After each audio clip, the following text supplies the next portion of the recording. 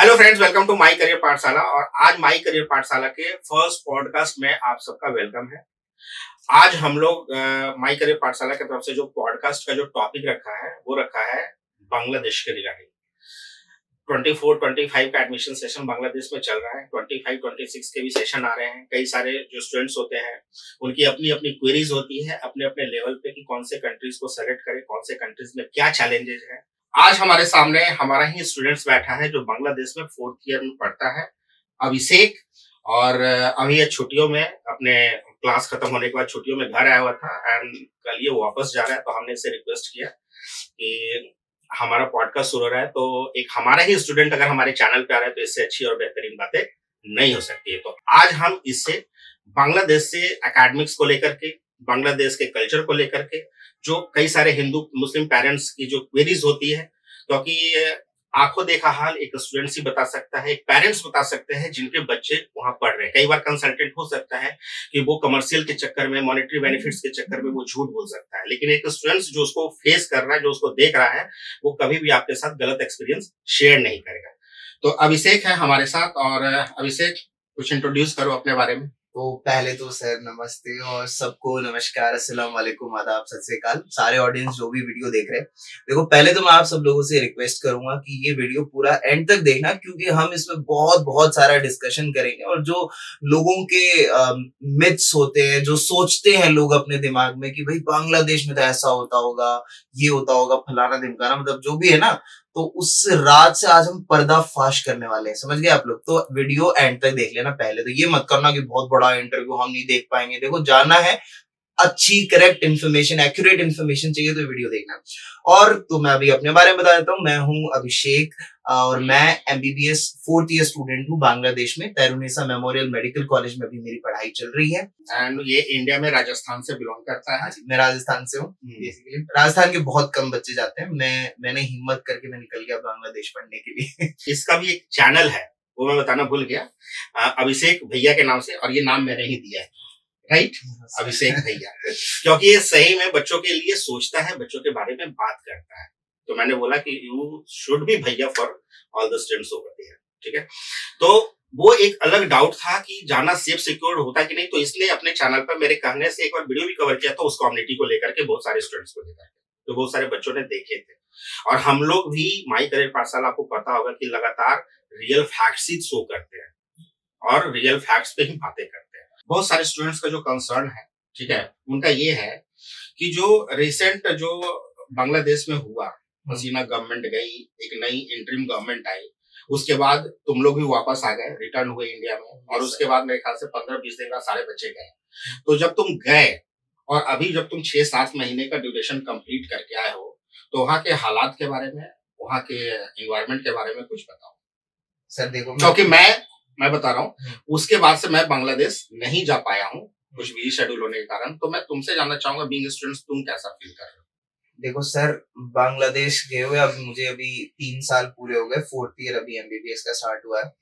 मतलब जैसा, एक तो पहले जो मैं इमेज बांग्लादेश की लेकर के गया था ना राजस्थान से, पहली बात तो वहां जाते ही वो इमेज ही चेंज हो गई थी मेरी कुछ टाइम में। क्योंकि वहां पर है ना, ये जो चीज हम सुनते हैं मीडिया से ज्यादा कि हिंदू मुस्लिम ये फलाना ढिमकाना, इतना ज्यादा जो ये दंगा फसाद चलता रहता है, मतलब इतना ज्यादा, मतलब ऑन ग्राउंड जैसे हम लोग पढ़ते हैं वहां पे कॉलेज में, आसपास हॉस्टल में, तो वहां पे ना ये सब चीजें मतलब बहुत देखने को मिलती नहीं है ना। जैसे हमारे टीचर्स हैं, वो भी ज्यादातर सब टीचर्स मुस्लिम हैं, कुछ कुछ हिंदू टीचर्स हैं, लेकिन ये जो है ना, मतलब वो रिलीजन पढ़ाई के बीच में आता नहीं है। और इवन जब हम लोग वहां रहते हैं तो भी हमें ऐसा फील नहीं कराया जाता कि भाई तुम मतलब ऐसे कोई एक इस पर्टिकुलर रिलीजन से बिलोंग करते हो, या फिर तुम एक पर्टिकुलर कंट्री से हो। तो ये सारी चीजें मतलब मीडिया वालों ने ज्यादा थोड़ा उसको उछाल के रखा है। और जहां तक आपने सवाल पूछा कि हम लोग पहले हसीना जी के जाने के पहले और अभी कैसा माहौल, वो सेम है, कोई फर्क नहीं है। वहां के लोग वैसे भी चाहते थे कि शेख हसीना जो है वो मतलब चली जाए, वो वहां पे थोड़ा सा, वो उनका पॉलिटिकल मैटर है जो भी है, लेकिन वहां पे लोग खुश हैं। जैसे जो पहले था एनवायरमेंट वही आज भी है। ऐसा कुछ नहीं है कि हम लोग सेफ नहीं है, सिक्योर नहीं, सब लड़के लड़कियां सब जो है सब एकदम सेफ है, बढ़िया सारी चीजें, कोई दिक्कत नहीं है। मतलब ये बस वो मीडिया वाले थोड़ा ज्यादा फैलाते हैं। और एक तो है ना, मतलब जो ऑडियंस है, जो लोग देख रहे हैं ना, मतलब पहले इतने सारे पेरेंट्स पूछते हैं, वो खुद ही अपने मन में एक इमेज बनाएंगे, अरे बांग्लादेश वहां तो ऐसा ही होता होगा, मतलब वो पहले से ही है ना, मतलब सोच लेते हैं अपने दिमाग में कि नहीं बांग्लादेश तो ऐसा ही होगा, पढ़ाई होती है बांग्लादेश में। मतलब पता है जब कहीं आस पड़ोस में इधर उधर कहीं कोई मिलता है, बेटा क्या कर रहे हो, मैंने कहा बांग्लादेश में पढ़ रहा हूँ मैं, एमबीबीएस कर रहा हूँ। बांग्लादेश में वहां पढ़ाई लिखाई भी होती है मतलब ऐसे, अरे वहां तो दंगे वंगे चल रहे हैं ना, दंगे शांत हुए अभी, मैंने कहा कहा कौन से दंगे, हमने तो देखे ही नहीं। वो जो भी है मतलब एक उनका वो इंटरनल एक मैटर है वो चल रहा है, लेकिन एज अ स्टूडेंट हम अगर देखें या एज अ पेरेंट जो अपने बच्चों को पढ़ने के लिए भेज रहे हैं, तो वो तो सारी चीजें मतलब नॉर्मल है ना, कुछ हो ही नहीं रहा, हम पढ़ रहे हैं आराम से कॉलेज में, कॉलेज आ जा रहे हैं, आस पड़ोस के लोग हैं वो अच्छे से बिहेव करते हैं, बढ़िया बात करते हैं, इवन इंडियन सुनने के बाद वो थोड़ा और ज्यादा मतलब वो शो करते हैं कि यार आप हमारे गेस्ट हो, तो हर कोई हेल्पफुल है, हर कोई हेल्प करता है, ये सारी चीज है। तो वो मेरे को लगता नहीं है कि इंडियन बच्चे वहां पे कुछ सेफ नहीं है वगैरह वगैरह, ये सारी चीजें, ये बात है सर। आपको तो पता ही है मैं आपसे बात करता रहता हूँ बीच बीच में, और इवन मैं इतने सारे वीडियोस भी बनाता हूँ अपने चैनल पे, इतने व्लॉग्स बनाता हूँ जहाँ पे मैं बांग्लादेश की पब्लिक से जो आसपास हमारे लोग हैं उनसे इंटरेक्ट करता हूँ, इतना सारी चीजें। तो मतलब कुछ आपने भी ब्लॉग में कभी नहीं देखा होगा, मेरा चैनल जो है अभिषेक भैया, उस पे जाके देखिए, इतना सारा कुछ कंटेंट कवर्ड है। राइट है, सही बात है। और मेरे एक व्हाट्सएप ग्रुप है जिसमें लगभग मोर देन 400 पेरेंट्स ऐड है, तुम भी उसमें ऐड हो। हाँ जी सर। और किसी भी पेरेंट का मुझे कोई फोन या मैसेज नहीं आता है कि हमारे बच्चे को ये परेशानी है या ये तकलीफ है या इस तरह की भी कोई दिक्कतें हैं, कुछ भी नहीं होता, क्योंकि जो नहीं गए हैं उनको तो अवेयरनेस नहीं। लेकिन जिनके बच्चे पढ़ रहे हैं, दे पेरेंट्स आर अवेयर कि उनके बच्चों के साथ या वहां पर किस तरीके का ट्रीटमेंट है, माहौल क्या है, इन्वायरमेंट क्या है। तो बेसिकली दो तरीके के कंक्लूजन है। एक कंक्लूजन है कि आप मीडिया प्रोस्पेक्टिव से चीजों को कैसे देखते हो, ठीक है। दूसरा कंक्लूजन ये है कि आप जो इस कंट्रीज में पढ़ने जा रहे हो, वहां पे स्टूडेंट प्रोस्पेक्टिव के हिसाब से क्या इन्वायरमेंट है, क्या माहौल है, कॉलेज के अंदर में क्या स्टैंडर्ड है। नहीं एक्सक्यूज मी सर, एक चीज मतलब मैं इंटरप्ट कर रहा हूँ बीच में, लेकिन मीडिया का तो ऐसा है कि अगर मैं खुद कई बार बांग्लादेश में बैठकर अगर 1 घंटा कोई न्यूज चैनल देख लेता हूँ ना, मैंने देख लिया था एक बार पहले, मैं खुद खौफ में आ गया था, मेरे को ऐसे लग रहा था मैं कहाँ रह रहा हूँ, मेरे को निकलना चाहिए यहाँ से जल्दी। तो वो तो मीडिया का तो ऐसा रहता है, वो बोलते ही इस हिसाब से, देखिए कट्टरपंथियों की भीड़ यहाँ आगे, मैं कहा पे क्या हो रहा है कुछ नहीं।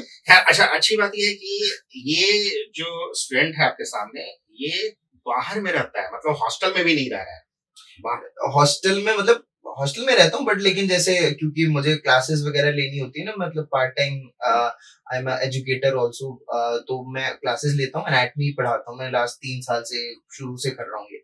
तो फिर क्या है कि रूम में रूममेट्स वगैरह होता है, थोड़ा डिस्टरबेंस होता है ना, इसलिए मैंने जैसे एक स्टूडियो लिया है बाहर, मतलब एक छोटा रूम जिसमें मतलब मैं जाकर क्लास क्लास ले सकूं, वीडियोस वगैरह रिकॉर्ड कर सकूं। हाँ, तो तो बाहर भी कई हाँ, बार वहां पे रहता है, बहुत मतलब बहुत घंटे में स्टूडियो में भी रहता हूँ, वहां पे भी लोग इतने अच्छे हैं, वहां पे भी कोई कुछ नहीं बोलता। चलो हॉस्टल की तो दूर की बात, हॉस्टल में तो समझ सकते हैं कि चलो सब इंडियन लोग हैं तो कोई किसी को क्या ही बोलेगा, और ये कॉलेज के कैंपस के अंदर। लेकिन मैं तो बाहर भी रह रहा हूँ, वहां पे रेंट वेंट भी देना होता है, सब पड़ोसी है, इतने हेल्पफुल है, बढ़िया। लेकिन पता नहीं अब लोगों की सोच है, उसका क्या ही कर सकते हैं, मतलब हम तो चेंज कर नहीं सकते, इसके लिए बहुत बड़ा कुछ रिवोल्यूशन चाहिए। लेकिन लोग नॉर्मली ये सोचते हैं बांग्लादेश के बारे में, जितना मैंने देखा है, बट जो वो सोचते हैं वो सच नहीं है। और जैसे तेरा एक जो तूने बीच में एक पॉइंट रेज किया कि जब भी तू किसी को बोलता था कि बांग्लादेश, बांग्लादेश में कौन भेजता है पढ़ाई करने के लिए, हाँ, ये सवाल शुरू से रहा है, क्योंकि लोगों का एक जो माइंडसेट है ना, ये डेवलप्ड कंट्रीज, जैसे वो यूरोपियन कंट्रीज होती है, सीआईएस कंट्रीज होती है, रशिया वगैरह कई सारी कंट्रीज है, तो उसका इंफ्रास्ट्रक्चर के स्टैंडर्ड के हिसाब से लोगों को लगता है कि उसका बहुत अच्छी पढ़ाई है। और Bangladesh no doubt it is under developing countries, ठीक है। तो अंडर डेवलपिंग कंट्रीज के स्टैंडर्ड के हिसाब से कई लोगों को लगता है कि वहां भी कोई पढ़ाई होती है, कोई स्टैंडर्ड होती है। इसका जवाब सिंपल एक ही है कि आप जब पढ़ने जाते हो, लौट करके इंडिया में जब एफएमजी का एग्जाम देते हैं, आप 15 साल के रिजल्ट देख लीजिए गवर्नमेंट के साइट पे, ठीक है। और अगर नहीं होगा तो आप हमें जब कॉल करेंगे तो मैं आपको दूंगा।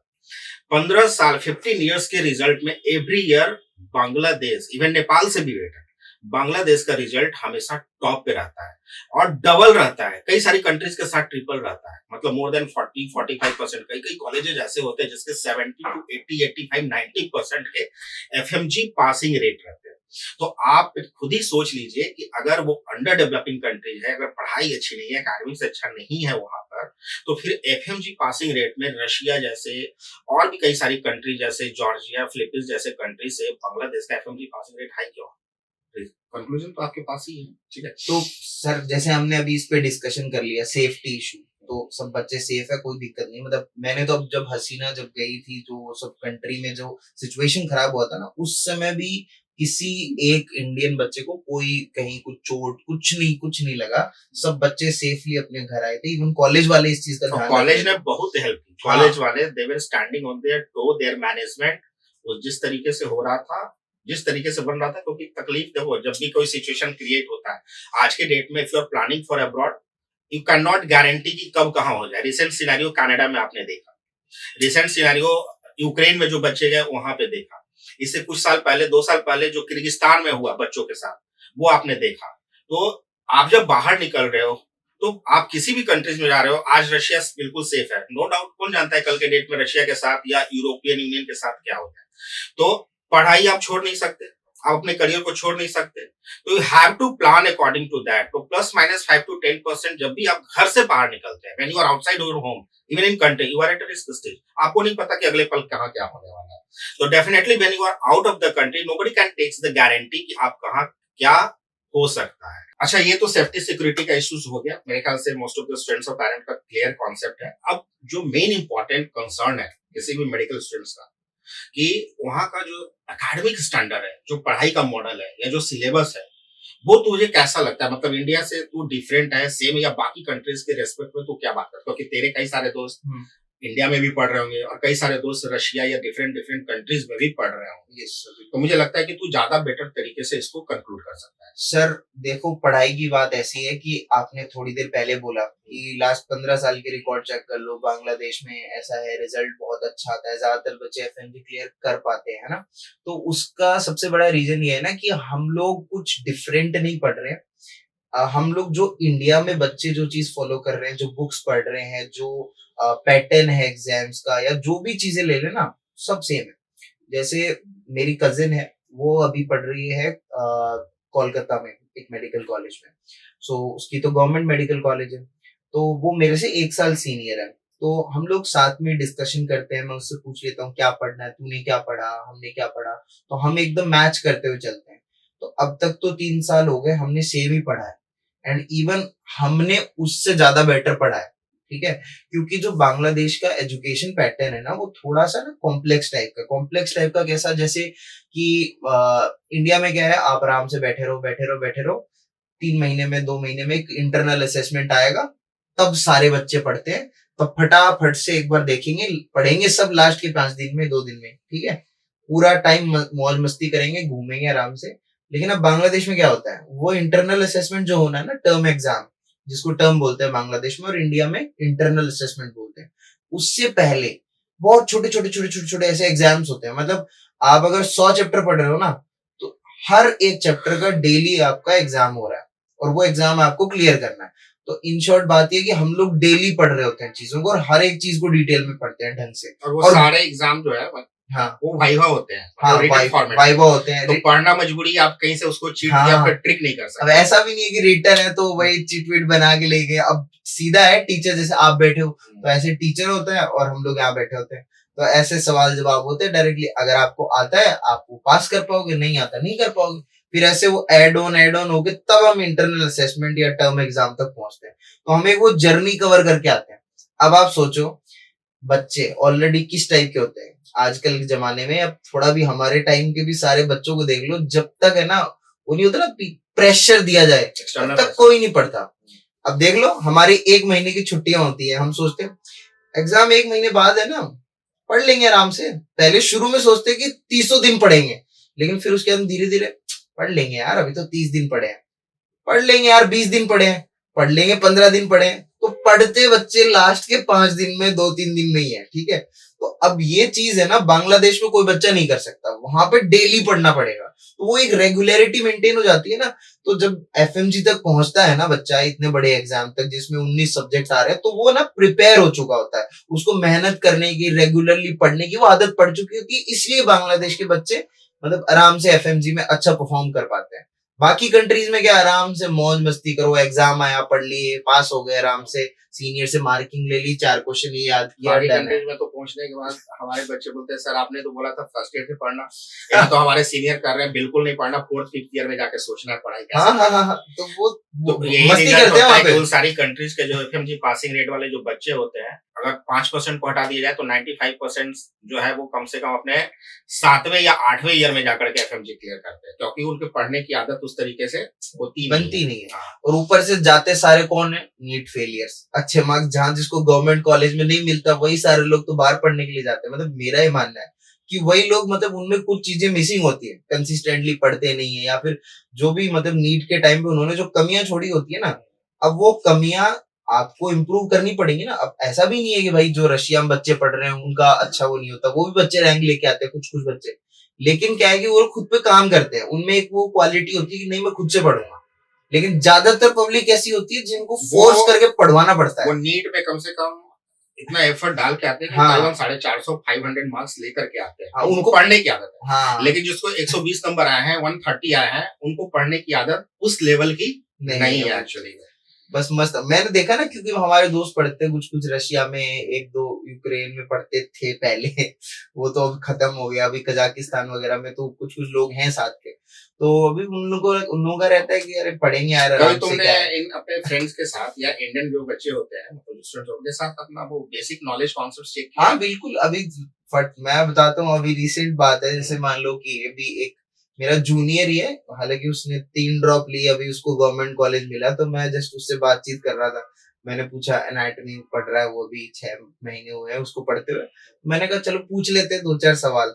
मैंने पूछा उससे गोम्फोसिस क्या होता है, पता ही नहीं था उसको, पता मतलब गोम्फोसिस क्या जॉइंट है भाई, बेसिक टाइप के जॉइंट्स नहीं पता उनको, मतलब लाइक ये just it is just an example. लेकिन ऐसे बहुत सारी चीजें, मतलब वो लोग इतना डिटेल में नहीं पढ़ते हैं, कुछ पढ़ने वाले बच्चे पढ़ते भी हैं और जिनको नहीं पढ़ना वो नहीं पढ़ते हैं, समझ रहे हो मेरी बात। लेकिन ये चीज आप बेसिक जो है ना, वो बांग्लादेश में किसी बच्चे से पूछोगे सबको आता होगा, क्योंकि जब तक आपको ना कुछ सेट चीजें नहीं आती होंगी ना, आप बांग्लादेश में आगे अपने एग्जाम्स ही नहीं क्लियर कर सकते। तो थोड़ा सा पढ़ाई वो है स्ट्रिक्ट।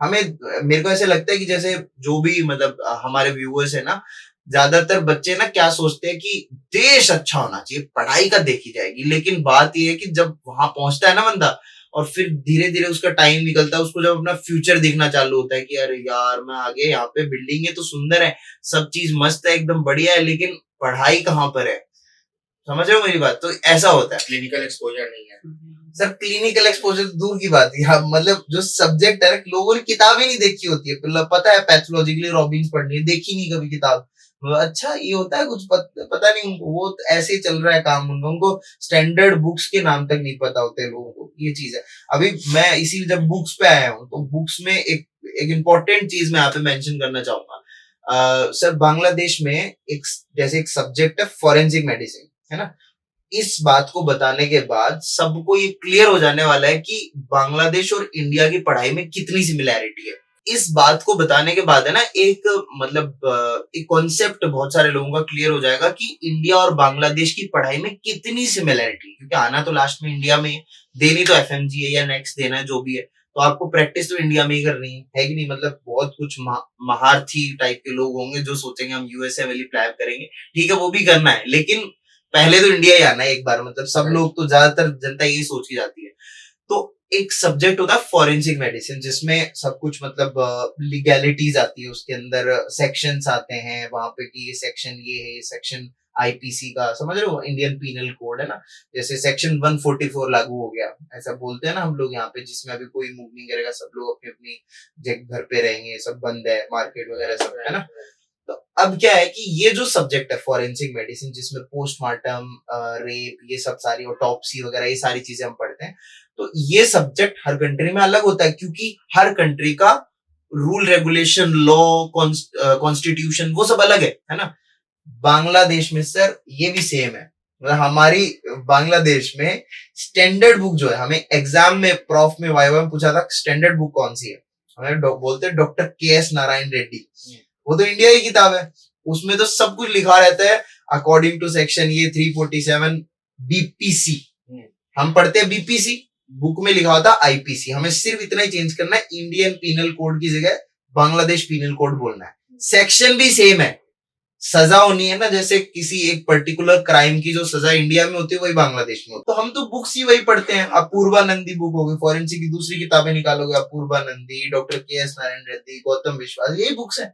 मतलब आप सोचो कि एक ये सब्जेक्ट भी सेम है। वरना जो दूसरी कंट्रियों में बच्चे पढ़ते हैं ना, वो जब इंडिया आने के बाद जब एफएमजी देते हैं ना, तो उन लोगों को फॉरेंसिक पूरा अलग से वापस पढ़ना पड़ता है, क्योंकि उन्होंने उस कंट्री में उस कंट्री के हिसाब से पढ़ा हुआ होता है, और इंडिया आने के बाद फिर इंडिया के हिसाब से पढ़ना पड़ता है। तो सब कुछ सेम है। पैथोलॉजी में भी बहुत सारे चेंजेस हो जाते हैं। हाँ, पैथोलॉजी में वो कंट्री वाइज चेंजेस आते हैं, लेकिन हम लोग तो यही पढ़ते हैं यहाँ पे। कोल्ड कंट्रीज जो इतनी भी है वहाँ हाँ, पे पैथोलॉजी का भी चेंज हो जाता है। कई कंट्रीज में पहले कम्युनिटी नहीं पढ़ाया जाता था, कम्युनिटी मेडिसिन। ठीक है, कम्युनिटी मेडिसिन बहुत हाईएस्ट स्कोरिंग सब्जेक्ट है, तो वो कम्युनिटी मेडिसिन तो हम लोग बहुत इंपॉर्टेंटली पढ़ते हैं। मतलब हमारे कॉलेजेस में बहुत ज्यादा मैटर करता है सब्जेक्ट। तो बहुत अच्छा इंफॉर्मेशन तुम दे रहे हो एकेडमिक्स को लेकर के, क्योंकि इसकी रिक्वायरमेंट है एक स्टूडेंट्स को। Rather than selecting to the countries को एमबीबीएस करने जा रहा है, उनको सबसे पहले समझ में आना चाहिए वो क्यों करना चाह रहा है। जो इसने बोला उसका मैं अपने एक्सपीरियंस के हिसाब से आपके सामने एक एग्जांपल रखना चाहूंगा, क्योंकि हम लोग बेसिकली एक काउंसलर हैं, एक कंसल्टेंट हैं, तो हम इंडिया में भी नीट की काउंसलिंग करते हैं। अब हमारे पास जो नीट काउंसलिंग के लिए जो पेरेंट रजिस्टर्ड करते आते हैं ना, उसमें दो कैटेगरी होती है। एक होता है जो ऑलरेडी मेडिकल बैकग्राउंड से बिलोंग करते हैं, जो डॉक्टर्स हैं जिनके बेटे नीट दे रहे हैं। दूसरा वो कैटेगरी है जो अपने बच्चे को डॉक्टर बना रहे हैं, लेकिन उनका मेडिसिन से कोई रिलेटेड नहीं हो, गवर्नमेंट जॉब में है, प्राइवेट जॉब में। तो दोनों के सिलेक्शन ऑफ चॉइस में देखिए क्या डिफरेंस है। जो मेडिकल बैकग्राउंड से बिलोंग करते हैं उनके लिए गवर्नमेंट और प्राइवेट कोई मैटर नहीं करता। हाँ, मैटर करता है, हर किसी को चाहिए कि टॉप 30-40 जो इंडिया के गवर्नमेंट कॉलेजेस हैं उसमें उनके बेटे का सिलेक्शन हो जाए। लेकिन अगर वो नहीं हो रहा होता है, गवर्नमेंट जो मेडिकल बैकग्राउंड से बिलोंग करते हैं उनको पता है कि उनके बच्चे को क्या चाहिए। प्रैक्टिकल एक्सपोजर चाहिए, नॉलेज चाहिए, फैकल्टी चाहिए। Fourth fifth six year fifth year में जब क्लिनिकल एक्सपोजर कर रहा हो तो हॉस्पिटल्स के अंदर में जो फैकल्टी बता रही हो, डॉक्टर्स बता रहे हो, वो इतना ट्रेंड हो कि उसको ऑटोप्सी के सारी चीजों को समझा रहा हो, ये सारी चीजें उन डॉक्टर्स को पता होती है। तो कई बार जो लोअर रैंक के गवर्नमेंट कॉलेज मिलते हैं ना, उसको छोड़ देते हैं। वो मणिपाल लेना पसंद करते हैं 80 to 90 लाख रुपीस की फीस, जहां उनको फ्री ऑफ द कॉस्ट में 2 लाख रुपए की फीस में मिल रही।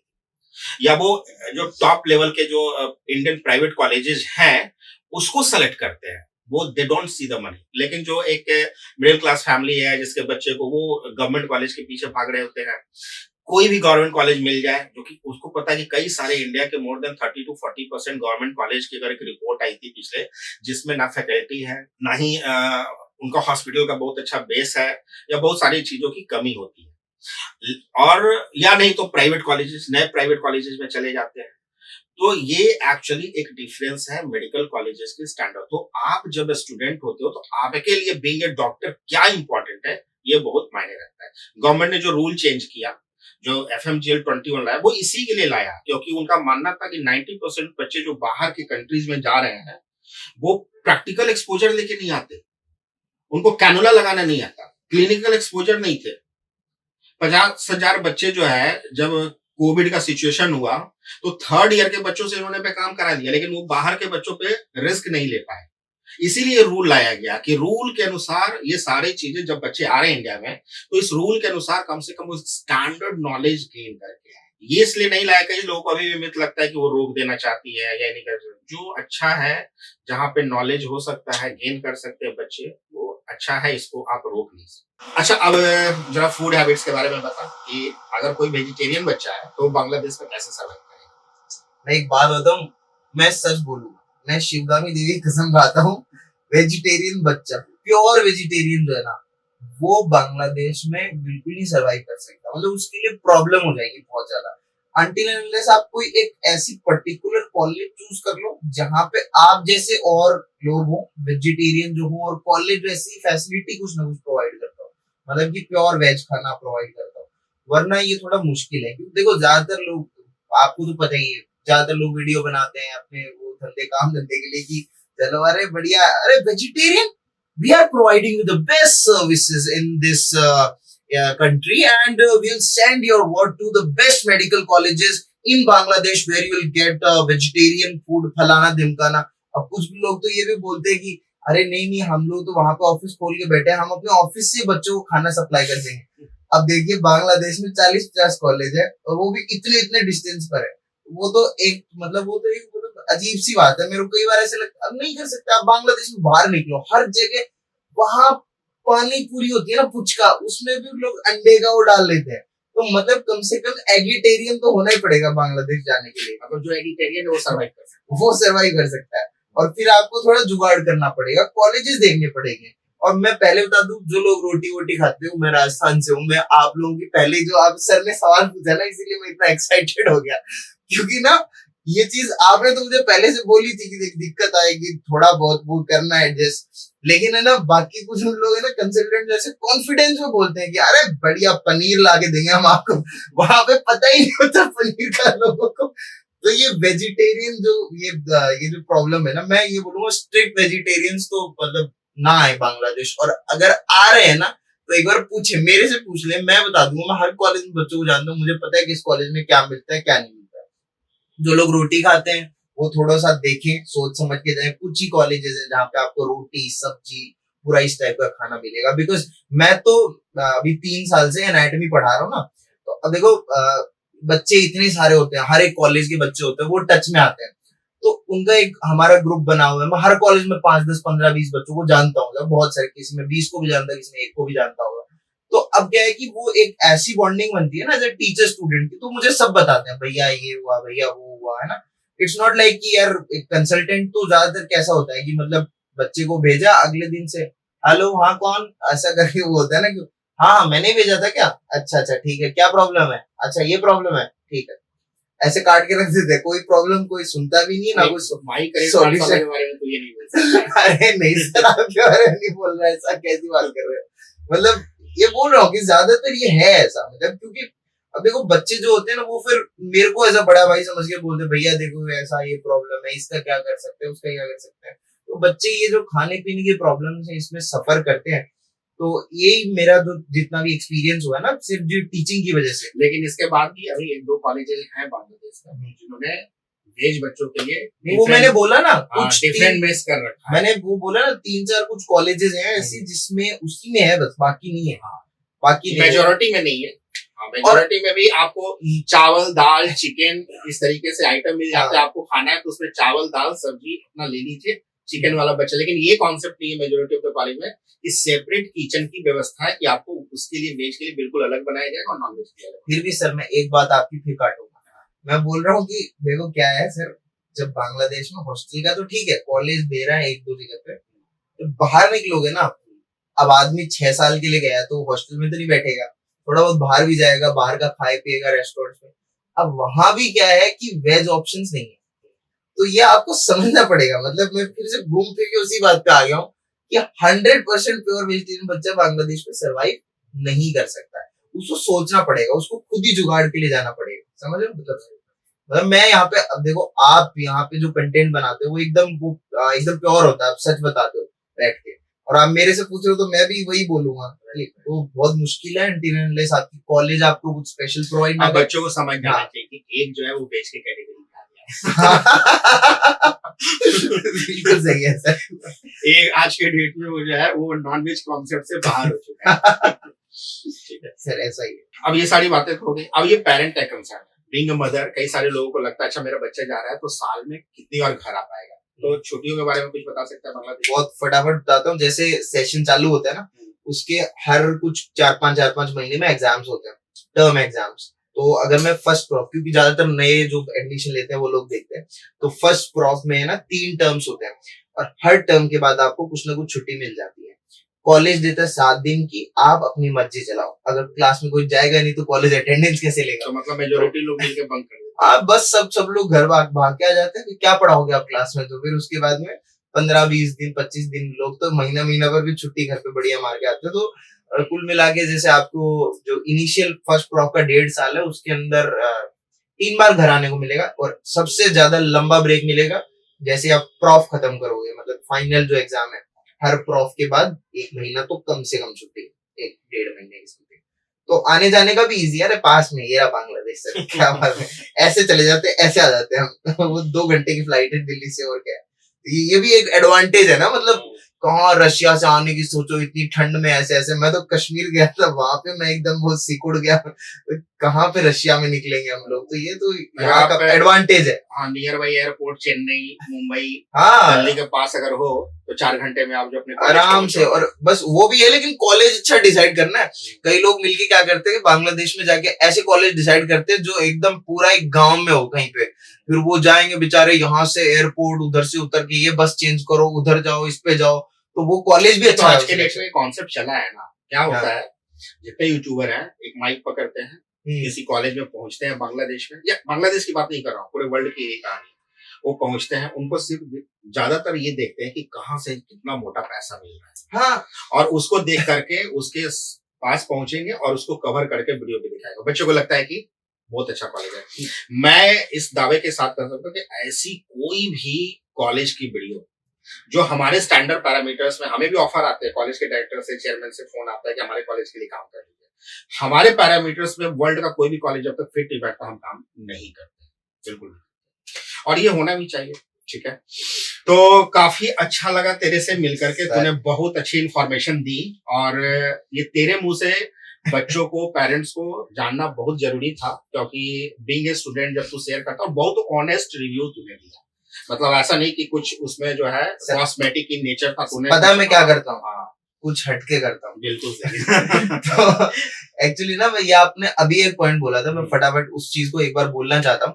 देखो क्या है, यहाँ पे आप लोग जब रिसर्च कर रहे होते हो ना, तो आपको ना बहुत सारे यूट्यूब चैनल्स दिखते हैं, बच्चे होते हैं, बच्चे स्टूडेंट्स, वो क्या करते हैं, हेलो गाइस हम आज यहाँ पे आए हुए हैं, ऐसे ऐसे करके वो ना लगे रहते हैं, वो वीडियोस बनाते हैं कि आज हमने ये किया वो किया, व्लॉग्स बनाते हैं, ठीक है, मेरे को उससे कोई प्रॉब्लम नहीं, लेकिन क्या है कि वही बच्चे ना कंसल्टेंट बन जाता है, वो बिल्कुल है ना, मतलब जैसे हमको इतना टाइम हो गया एसोसिएशन, आपने मेरे को कभी नहीं बोला कि अभिषेक तुम एक काम करो, मुझे एडमिशन दे दो, मैं तुम्हें पैसे दूंगा, कोई हमारी ऐसी कोई कन्वर्सेशन नहीं हुई कभी, कुछ नहीं, एक भी बच्चा नहीं, बिल्कुल। लेकिन पता क्या है कि वो जो यूट्यूबर्स है ना, वो क्या करते हैं कि मतलब उनको खुद को नॉलेज नहीं है, वो बैठ के आराम से ऐसे कुछ, उनको उनके कंसल्टेंट जो है वो स्क्रिप्ट लिख के देंगे, और स्क्रिप्ट के हिसाब से बोलना चालू कर देते हैं, ये बढ़िया वो बढ़िया, टॉप 10 लो बजट कॉलेज, ये कॉलेज वो कॉलेज, जब भी उनको कुछ पता ही नहीं है। अब मेरे को कुछ कुछ आइडिया हुआ कॉलेजेस का, जस्ट बिकॉज कि मैं 3 साल से ट्यूशन पढ़ा रहा हूँ ना, तो उसके जरिए मैं कांटेक्ट में आ गया हूँ बहुत सारे लोगों से, अदरवाइज मेरे को भी नहीं पता होता कि दूसरा कॉलेज क्या है क्या नहीं है। तो बस ये है कि आप लोग अच्छे से सावधानी से बढ़िया तरीके से कॉलेज चूज कीजिए, और आपको कोई भी डाउट आता है आप रंजन सर से कांटेक्ट कीजिए, या फिर आप मेरे से पूछ सकते हैं, लेकिन आप ना ऐसे मत निकल जाइए, कोई भी बच्चा पढ़ रहा है तो वो हमें सच ही बताएगा, जरूरी नहीं है मेरे को दो 1 लाख रुपए मैं झूठ बोलने लगूंगा। ऐसा होता है, बोनस तारीफ भी कर दे यार हमारी। अरे सर देखो, मैं बोलना चाहूंगा, मैं आज जिस भी रास्ते पे हूँ, it's just because of my career पाठशाला, मेरे चैनल का नाम सर का दिया हुआ है, और सर हमेशा अच्छी चीजों के लिए गाइड करते हैं कि ऐसे करो, पढ़ाई करो, ये वो सब चीजों में बढ़िया गाइड करते हैं, और मैं जब भी यहाँ आता हूँ तो एक बार मतलब सर से मिलके ही जाता हूँ, और as far as I know, मैं और मेरे बहुत सारे जूनियर जो मेरी कॉलेज में पढ़ रहे हैं, दूसरे कॉलेजेस में पढ़ रहे हैं, my career Pathshala is one of the best consultancy और the best consultancy in India, specially for Bangladesh, जिसका बढ़िया ग्राउंड सपोर्ट भी है, जहां पर इनके पास ऐसा आदमी है ना, मैं तो सनी की तारीफ करूंगा यहाँ पे, जो हर जगह कोई किसी कॉलेज में प्रॉब्लम वो पहुंच ही जाता है, वो 1 घंटे में वो पहुंच जाता है फटाफट, वो बड़ा एक्टिव है ना। जो भी पेरेंट जाते हैं वो हमसे तो मिले होते नहीं, होता तो पासपोर्ट वीजा लगा कर हमने भेज दिया, वो लौट करके उसकी तारीफ जरूर करते हैं, वो ही है, तो वो हमारा आदमी खतरनाक है, आपका ग्राउंड सपोर्ट बहुत अच्छा है, वही हमारे कॉलेज में आता रहता है कितनी बार। तो उम्मीद है कि आपको यह पॉडकास्ट पसंद आया होगा। आज बांग्लादेश के कई सारे अनसुलझे सवालों का जवाब आपको बांग्लादेश के स्टूडेंट की तरफ से मिला, एक ऑनेस्ट रिव्यू मिला, एक ऑनेस्ट ओपिनियन मिला, और अब आप सोच सकते हो कई सारी कंट्री, जब भी आप एमबीबीएस अब्रॉड के लिए प्लान कर रहे हो, देखो 2 तरीके की चीजें मैंने पहले ही बताया था कि आप घर से जब बाहर निकलते हो तो कई तरीके का सेगमेंट है, 5 to 10% का किसी भी कंट्रीज में कुछ भी हो सकता है, डजंट मीन कि आप उसको जज कर दोगे उस हिसाब से। राइट एट द टाइम अभी बांग्लादेश के अंदर में सिचुएशन जो है वो पहले जैसी ही है, बस बीच में जो एक डिस्टर्बेंस आया था वो था, उसके बाद अभी जो बच्चे हैं वो इसी तरीके से पढ़ रहे हैं। मैं बहुत ज्यादा पॉलिटिकल होकर के चीजों पर नहीं डिस्कस करूंगा कि कम्युनिटी वाइज क्या कंसर्न है, क्योंकि मैं स्टूडेंट भेजता हूँ, मैं स्टूडेंट पॉइंट ऑफ व्यू से, स्टूडेंट हमारे कई सारे हिंदू मुस्लिम पेरेंट्स उधर पढ़ते हैं, उनके फीडबैक बहुत पॉजिटिव और बहुत ही कंस्ट्रक्टिव है कि वहां पर उनके बच्चों के साथ किसी तरीके का कोई प्रॉब्लम नहीं है। जो सर कहने का मतलब बांग्लादेश जा सकते हैं ना? राइट राइट, मतलब कि बांग्लादेश जा सकते हैं और आप पढ़ सकते हैं, पढ़ाई के हिसाब से बहुत बढ़िया है। और आपको एक काम करना है, पता है क्या? चैनल को सब्सक्राइब कर दो और लाइक कर दो, ठीक है? और लोगों के साथ शेयर करो, बढ़ाओ भाई। ऐसे चोर डाकुओं के चैनल फेमस कर रहे हो तुम लोग, है हमारा डिसेंट सा चैनल है, कितनी इंफॉर्मेशन दे दी, कितनी बातें कर ली यहाँ बैठ के। तो ठीक है, तो मिलते हैं अगले वीडियो में, तब तक मेरा चैनल भी सब्सक्राइब कर लेना, ठीक है ना? मेरा भी है इधर, वो उसमें लिंक लगा हुआ होगा, ठीक है ना? चलो सर, थैंक यू सर, चलते।